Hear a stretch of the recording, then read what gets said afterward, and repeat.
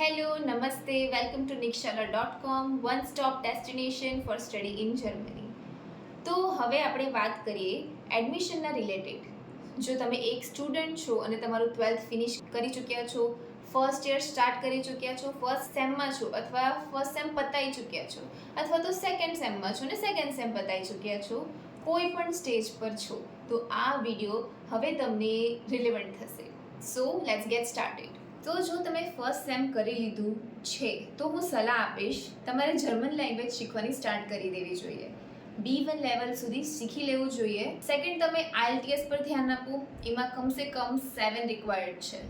ત્યારબાદ તમે તમારા ગ્રેડ્સ પર ધ્યાન આપો કે તમારી CGPA એટલીસ્ટ 7.5 સુધી અથવા તેથી ઉપર તો રહે જ, કારણ કે આજકાલ કોમ્પિટિશન ખૂબ વધી ગઈ છે, તો જેટલું વધારે હોય એટલું સારું રહે છે. હવે જે ડોક્યુમેન્ટ જરૂરી છે તેની વાત કરી લઈએ. ફર્સ્ટ, ટ્રાન્સક્રિપ્ટ જોઈશે બંને સેમેસ્ટરની. લેંગ્વેજ સર્ટિફિકેટ જોઈશે ડિપેન્ડિંગ ઓન કયા લેંગ્વેજના કોર્સમાં તમે જવા માંગો છો. IELTS મિનિમમ 7 જોઈશે. 10th marksheet, 12th marksheet, extra curriculum activity જો હોય તો ઘણું સારું છે. SOP હોય તો ઘણું સારું છે. લેટર ઓફ રેકમેન્ડેશન પણ ઘણું સારું છે. ઓકે, તો વાત એ જ છે કે સમર સેમેસ્ટરમાં ઓછા ઓપ્શન્સ હોય છે, પ્લસ ઇંગ્લિશ લેંગ્વેજમાં જોઈએ તો ઓર ઓપ્શન્સ ઓછા થઈ જાય છે. વિન્ટર સેમેસ્ટરમાં પણ ઓપ્શન્સ સારા એવા મળી રહે છે. સ્ટુડન્ટ કોલેજ જેટલા નથી મળતા, બટ મળી રહે છે. બેઝિકલી પહેલાં યુનિવર્સિટી શોર્ટલિસ્ટ કરો, ત્યાર પછી ડોક્યુમેન્ટ્સ રેડી કરો. યુનિવર્સિટી શોર્ટલિસ્ટ એ ખબર પડી જશે કે તમને ક્યાં અપ્લાય કરવાનું છે. તમે કોઈ પણ સેમેસ્ટરમાં હોવ, કોઈ પણ સ્ટેજમાં હોવ, સૌથી પહેલી વસ્તુ તમારે APS માટે પણ અપ્લાય કરવાનું છે. ઓકે, APS લાવવા માટે તમારે હજી એક વસ્તુ આપવી પડશે, એ છે ટેક ટેસ્ટ, એની એક્ઝામ, જે એક એપ્ટિટ્યૂડ ટેસ્ટ હોય છે. તમારે તે એક્ઝામ આપવાની છે, પછી તમે તમારી APS કઢાવશો. હોઈ શકે APS કઢાવવા માટે પણ તમારી પાસે ટ્રાન્સક્રિપ્ટ માંગે, 10th 12thની માર્કશીટ માંગે. હવે આપણે યુનિવર્સિટી શોર્ટલિસ્ટના વિશે વાત કરીએ તો કેમ કે તમે તમારું ફર્સ્ટ યર ઇન્ડિયામાં કરીને જાઓ છો તો એ ઇંગ્લિશમાં શીખી રહ્યા છો.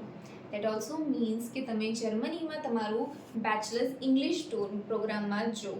હવે ડિસએડવાન્ટેજ એ થાય છે કે એ પુલ ઓફ કોર્સ છે. તમે જે પણ એરિયામાં જઈને ભણવા માંગો છો, જેમ કે એન્જિનિયરિંગ ફિલ્ડમાં અથવા બિઝનેસ ફિલ્ડમાં, એ થોડું ઓછું થઈ જશે. તો યુનિવર્સિટી શોર્ટલિસ્ટમાં તમે કંઈક એવી રીતે ડિઝાઇન કરો કે તમારી પાસે જે તમારી ફિલ્ડ છે, માની લો કે તમારે કમ્પ્યુટર સાયન્સમાં જવું છે તો તમારા બધા ઇંગ્લિશ પ્રોગ્રામ એ પર્ટિક્યુલર ઇન્ટેક, જે ક્લોઝેસ્ટ ઇન્ટેક છે, જેમ કે સમર હોઈ શકે, વિન્ટર હોઈ શકે. સમર થોડું નાનું ઇન્ટેક હોય છે અને વિન્ટર થોડું મોટું ઇન્ટેક હોય છે જર્મનીમાં. તો ટ્રાય કરજો કે એનું ટાઈમ લાઈન બંનેથી કેટલું ક્લોઝ છે એ મેચ કરીને તમે જાઓ. નિક્ષલાની વેબસાઇટ ઉપર આવીને તમે નીચે સ્ક્રોલ ડાઉન કરશો એટલે તમે અહીંયા જોઈ શકો છો બેચલર્સ પ્રોગ્રામનું ફોલ્ડર છે, ઓપ્શન છે. એના પર આપણે ક્લિક કરશું એટલે તમે અહીંયા જોઈ શકો છો કે તમને એની અંદર શું મળશે. Bachelors program, the Nikshala companion is an all-in-one ecosystem designed to support students throughout their journey from application to arrival in Germany.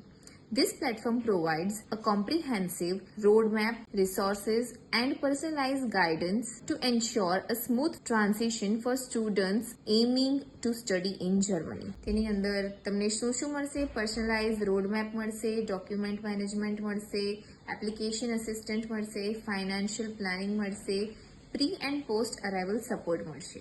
એના માટે તમારે આ બાય કરવાનું રહેશે. તમે અહીંયાથી બાય કરશો, બાય નાવ.